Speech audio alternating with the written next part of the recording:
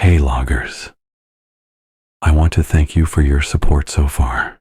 Together we can build a wonderful community and expand this creepy universe even further. Help me reach 500 subscribers. Something very big is coming. Now without further ado, when we reach 500, the next door opens. What waits beyond is something I can't face alone. Join the logs. Stay aware. Stay afraid. Let's dive into today's story. I took the night shift at the care home because I thought it would be easy. Most of the residents slept through the night, and I needed the extra pay. The building itself was old, a converted mansion that smelled faintly of bleach, and something sweeter beneath it, something rotten that clung to the curtains and carpets no matter how hard anyone cleaned. The halls were long and narrow, lined with portraits of people who'd lived there decades ago, their eyes following you even when you tried not to notice. The first week was uneventful. I did my rounds, checked the doors, walked past the quiet rooms with their soft beeping machines. But by the second week, I started noticing things. It began with the call lights. A red button would flash above a door. I'd rush in, and the resident inside would be fast asleep, breathing slow, no sign they'd pressed anything. Once or twice I convinced myself it was faulty wiring, but it kept happening. Different rooms, different floors. Always between 2 and 3 in the morning. One night, the call light for room 6 went off. That room had been empty for months. I stood in the hallway, staring at the red glow above the door, frozen in place. Finally, I told myself I'd prove it was nothing. I unlocked the door, pushed it open, and stepped inside. The air was colder than the rest of the building, so cold I could see my breath.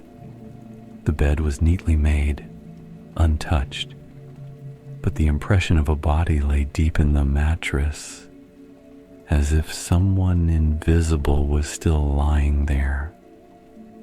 I backed out and shut the door. The light went off instantly. After that, the whispers started. I'd walk the hall with my flashlight, the beam sliding across peeling wallpaper, and I'd hear it. My name. Always my name, whispered low, hoarse, close enough that I should have felt the breath against my ear.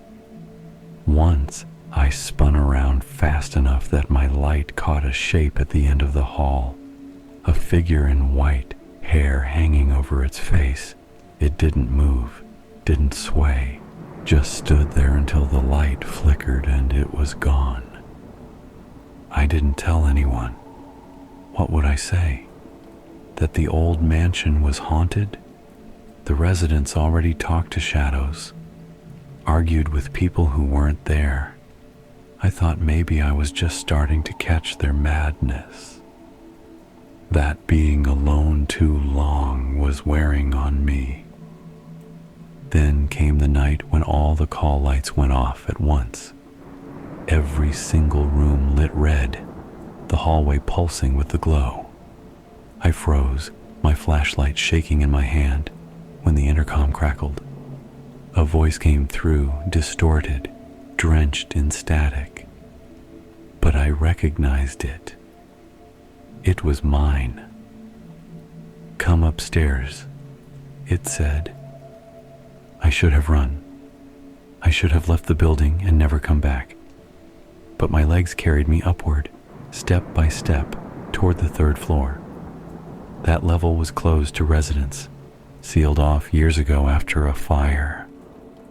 Nobody was supposed to go up there. The door groaned when I pushed it open. The air hit me immediately, acrid, smoky, though the fire had been decades ago. The hallway stretched ahead, charred walls marked with black streaks where the flames had licked them. And in the distance, I saw light spilling from one of the rooms. I approached slowly, each step crunching on broken plaster. The door to room 39 was ajar, and light leaked through the crack. I pushed it wider. Inside, the bed was occupied. A body lay there, facing the wall, blanket pulled to its shoulders. My flashlight flickered as I stepped closer. The skin was gray, waxy, stretched too tight over the bones. Hair matted and black spilled across the pillow. I reached out before I realized what I was doing. My fingers brushed the shoulder. The body rolled over. I stared into my own face. Eyes clouded white, skin blistered with burns, mouth gaping wide in a scream that never ended. I stumbled back, crashing into the door frame. My flashlight fell to the floor, rolling, the beam spinning wildly across the room. In the half-second flashes, I saw them. Dozens of bodies lining the walls, every one of them me. Some burned, some rotted, some drowned, some skeletal, all of them whispering in one voice, my voice, in unison. You shouldn't have come upstairs. The door slammed behind me. The slam of the door shook the floor, and the sound echoed through the burned-out walls like a cannon blast. I lunged for it, fumbling with the handle, but it was locked from the outside. My own face, one of the burned ones, lips cracked and peeled, stood inches away, whispering the word, "Stay," over and over, breathless, desperate, as if it had been whispering it for years. I pounded against the wood, my fists raw, screaming for help, though I knew no one would come. My flashlight still lay on the floor, beam rolling, catching glimpses of all the other me's lining the room. Some sat hunched in the corners, heads twitching like broken dolls. Others stood against the walls, motionless, their eyes open wide but unblinking. One lay in the bed where I'd first seen it, chest rising and falling as if asleep, though its mouth still hung open in that silent scream. The whispers grew louder, overlapping, crawling through my ears and into my skull until I couldn't tell if they were outside or inside me anymore. You, you, you, you, you, a chorus of my own voice drowning out every thought. I stumbled back, tripping over debris, and my hand landed on something soft. I looked down. Another me, this one bloated and gray, water dripping from its lips, staring up at me with eyes swollen and black. Its hand clutched my wrist before I could pull away, cold and slick, squeezing tight enough to make my bones ache. I tore free, gasping, and my fingers brushed the flashlight. I grabbed it and swung the beam across the room. That's when I saw the narrow door. It was set into the wall opposite the bed, hidden between two charred support beams. The same narrow door I had seen in my rented house. I didn't think. I didn't question. I just ran for it.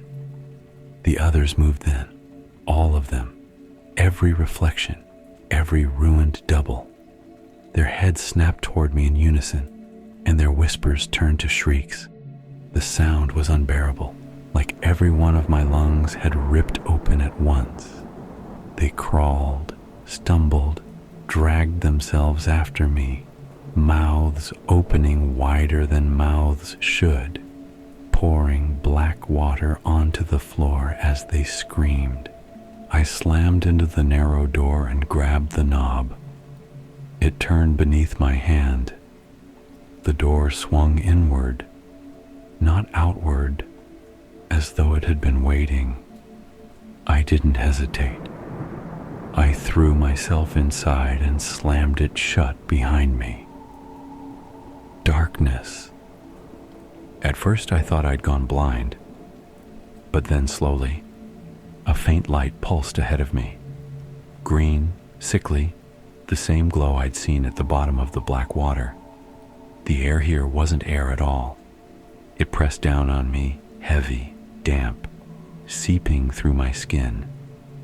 The floor beneath my feet wasn't wood, wasn't stone. It was soft, flesh-like, pulsing with every beat of my heart. I forced myself forward, one step, then another. The light grew stronger. Shapes moved within it, twisting, shifting. My own shape.